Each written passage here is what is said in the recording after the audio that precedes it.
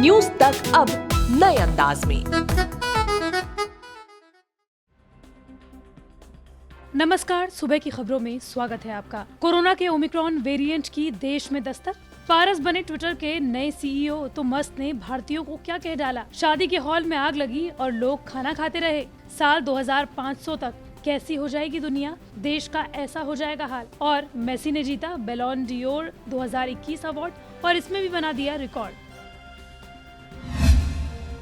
दक्षिण अफ्रीका से चंडीगढ़ लौटे एक शख्स, उनकी पत्नी और नौकर कोरोना पॉजिटिव पाए गए हैं। ओमिक्रॉन की आशंका के मद्देनजर वेरिएंट पता करने के लिए तीनों के सैंपल जीनोम सीक्वेंसिंग के लिए दिल्ली के एनसीडीसी भेज दिए गए हैं। स्वास्थ्य अधिकारियों के मुताबिक रिपोर्ट आने के बाद कुछ कहा जाएगा। फिलहाल तीनों को अलग अलग क्वारंटीन कर दिया गया है। मिली जानकारी के मुताबिक चंडीगढ़ के रहने वाले 38 साल के ये शख्स 21 नवंबर को दक्षिण अफ्रीका से चंडीगढ़ लौटे थे। एयरपोर्ट पर हुई आरटीपीसीआर जांच नेगेटिव आने के बाद उन्हें एहतियातन घर पर ही क्वारंटीन कर दिया गया था। 29 नवंबर को दोबारा की गई आरटीपीसीआर जांच की रिपोर्ट में उन शख्स की और उनकी पत्नी और नौकर संक्रमित पाए गए। ओमिक्रॉन की आशंका जताते हुए तीनों संक्रमितों को सेक्टर 32 में डॉक्टरों की देखरेख में भर्ती कर दिया गया है। फिलहाल तीनों की हालत ठीक बताई जा रही है। बता दें कि अफ्रीका और यूरोप समेत दुनिया के कई देशों में कोरोना वायरस के खतरनाक ओमिक्रॉन वेरिएंट को लेकर सरकार सतर्क हो गई है। केंद्र सरकार ने 28 नवंबर को विदेश से आने वाले लोगों के लिए नई गाइडलाइंस जारी कर दी हैं। इसके तहत भारत आने वाले यात्रियों को पिछले 14 दिनों की अपनी ट्रैवल हिस्ट्री के बारे में बताना होगा। इसके अलावा अपनी नेगेटिव आरटीपीसीआर रिपोर्ट भी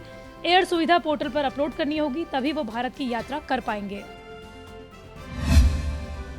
टेस्ला और स्पेसएक्स के मालिक और दुनिया के सबसे अमीर कारोबारी इलॉन मस्क ने 29 नवंबर को माइक्रो ब्लॉगिंग प्लेटफॉर्म ट्विटर के सीईओ के तौर पर चुने गए भारत के पराग अग्रवाल को शुभकामनाएं दी और उन्होंने कहा कि भारतीय प्रतिभा का फायदा अमेरिका को मिल रहा है। दरअसल स्ट्राइप कंपनी के को फाउंडर और सीईओ पैट्रिक कॉलिजन ने ट्विटर के जरिए पराग को शुभकामनाएं दी और इसके जवाब में इलॉन मस्क ने कहा कि अमेरिका को भारतीय प्रतिभाओं का फायदा मिल रहा है। पैट्रिक ने अपने ट्विटर में लिखा, गूगल, माइक्रोसॉफ्ट, अडोबी, पालो आल्टो नेटवर्क्स और अब ट्विटर को चलाने वाले सभी सीईओ भारत में पले बड़े हैं। तकनीक की दुनिया में भारतीयों के आश्चर्यजनक सफलता को देखना सुखद है। पराग को बधाई।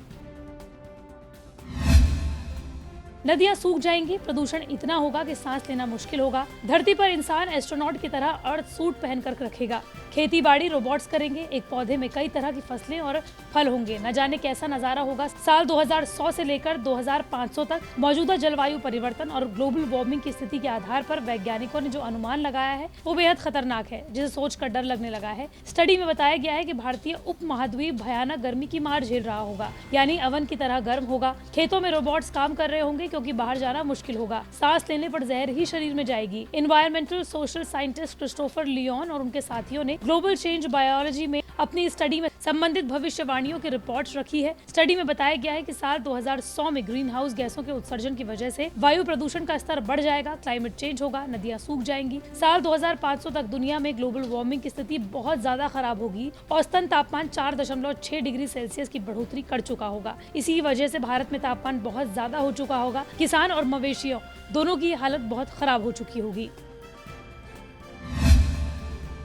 महाराष्ट्र के ठाणे से एक वीडियो वायरल हुआ है जहां पर एक शादी समारोह के दौरान मैरिज हॉल के पंडाल में आग लग गई। आग लगने का मामला इसलिए ज्यादा चर्चा में है क्योंकि इसी दौरान शादी में शामिल लोग आराम से खाना खाते हुए और पलट कर आग को देखते हुए नजर आए। ठाणे के भिवंडी में 29 नवंबर देर रात अंसारी मैरिज हॉल में आग लग गई। आग इतनी भीषण थी कि कुछ ही देर में पूरा मैरिज हॉल जलकर खाक हो गया। बताया जा रहा है कि इसी दौरान मैरिज हॉल में काफी ज्यादा संख्या में लोग मौजूद थे। वायरल वीडियो में साफ दिखाई दे रहा है कि मैरिज हॉल में जबरदस्त तरीके से आग लगी हुई है, लेकिन मौके पर मौजूद लोगों को कुछ फर्क नहीं पड़ रहा है। उनका पूरी तरीके से ध्यान खाने में लगा हुआ है। इस घटना का वीडियो सामने आने के बाद सोशल मीडिया में दावत उड़ाने वाले लोगों की जमकर आलोचना होने लगी। आग इतनी तेज थी कि दूल्हा दुल्हन को रेस्क्यू कर बचाना पड़ा। ठाणे पुलिस के मुताबिक फायर ब्रिगेड को भी इस आग पर काबू पाने के लिए 3 घंटे की मशक्कत करनी पड़ी।